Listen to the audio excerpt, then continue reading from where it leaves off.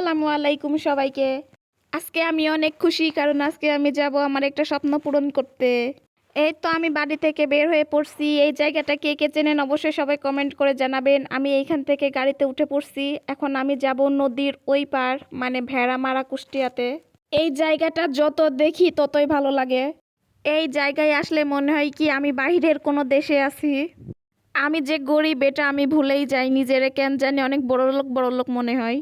আমার ভিডিও যারা যারা দেখেন আমি তাদের জন্য একটা গিফটের আয়োজন করছি। এখানে অনেক মডেলের গাড়ি আছে, কার কোনটা পছন্দ স্ক্রিনশট দিয়ে মার্ক করে আমাকে পাঠিয়ে দেন, আমি তাকে ওটা গিফট করব, পার্সেল করে দিব। গাড়ি গিফট করতে করতে টোল প্লাজা পর্যন্ত চলে আসছি।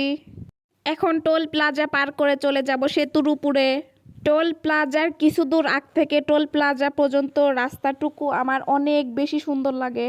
টোল প্লাজার ওই দিকের রাস্তাটুকু একরকম সুন্দর, সেতুর উপরের রাস্তাটুকু অন্যরকম সুন্দর, কিন্তু কোনোটা চাই কোনোটা কম না।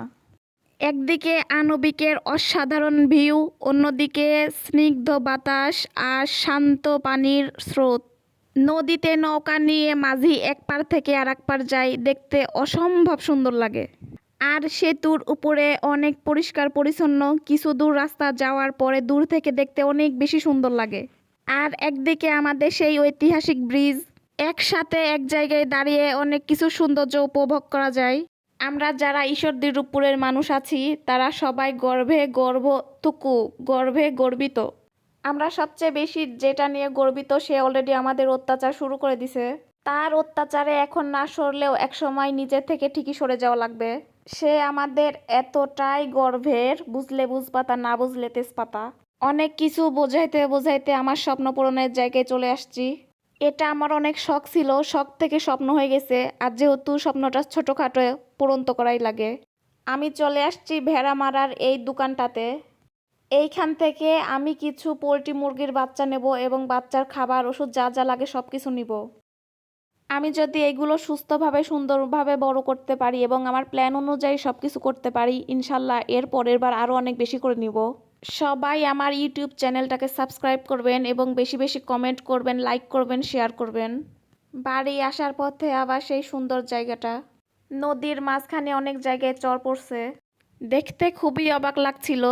যেই জায়গায় কিছুদিন আগেও টলটলে পানি ছিল, সেই জায়গায় আজকে নর্মাল জায়গার মতো বালি বা মাটি দেখা যাচ্ছে, কিন্তু বাকি সব জায়গায় সেই টলমলে পানি।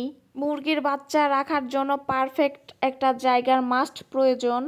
আমি বাড়ির ছোট্ট একটা রুম বা স্টোর রুম বলতে পারেন, এরকম একটা জায়গায় সব কিছু রেডি করে নিছি। এই ফাঁকা জায়গাগুলো আমি সব বন্ধ করে দিব, না হলে বিড়াল এসে সকাল বিকাল নাস্তা করবে।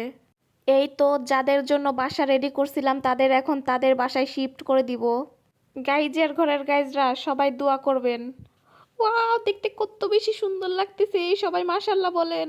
আমি মুরগির বাচ্চা পরিমাণে খুবই কম নিয়ে আসছি, কারণ এটা লাইফে ফার্স্ট টাইম। আমি যদি নির্দিষ্ট একটা সময়ের মধ্যে এগুলা বড় করতে পারি, বিক্রি করতে পারি, তাহলে অবশ্যই এর পরের বার ইনশাল্লাহ বেশি করে নিয়ে আসবো। আমি খুবই ভয়ে ছিলাম এবং এখনও আছি, কারণ এই উদ্যোগটা একান্তই আমার। অনেক সাহস করে নিয়ে আসছি। মানুষ চাইলে পারে না এমন কোনো কাজ নেই, শুধু একটু বুদ্ধি, সাহস আর পরিশ্রম লাগবে। এই তিনটা জিনিস থাকলে সব কিছুই করা সম্ভব, আর সব কিছুই পাওয়া যাবে, হয়তো একটু কম বা বেশি।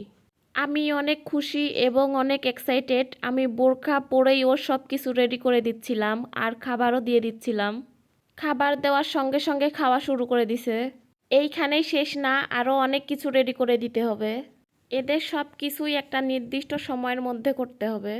খাবার দেওয়া, ওষুধ দেওয়া, হিট দেওয়া এবং হিট দেওয়ার জন্য পারফেক্ট একটা জায়গা রেডি করে দেওয়া। আমি রুমের এক কর্নারে ছোট্ট একটা জায়গা করে দিছি আর নিচে কাঠের গুঁড়া দিয়ে দিছি। মুরগির বাচ্চা অনুযায়ী জায়গা করে দিতে হবে এবং বাল্ব দিতে হবে। আমি 2টা বাল্ব দিয়ে দিয়েছি। বাকি প্রসেসিংগুলা এবং সব কিছু ঠিকঠাক থাকে কিনা বাকি ভিডিওতে দিব ইনশাল্লাহ।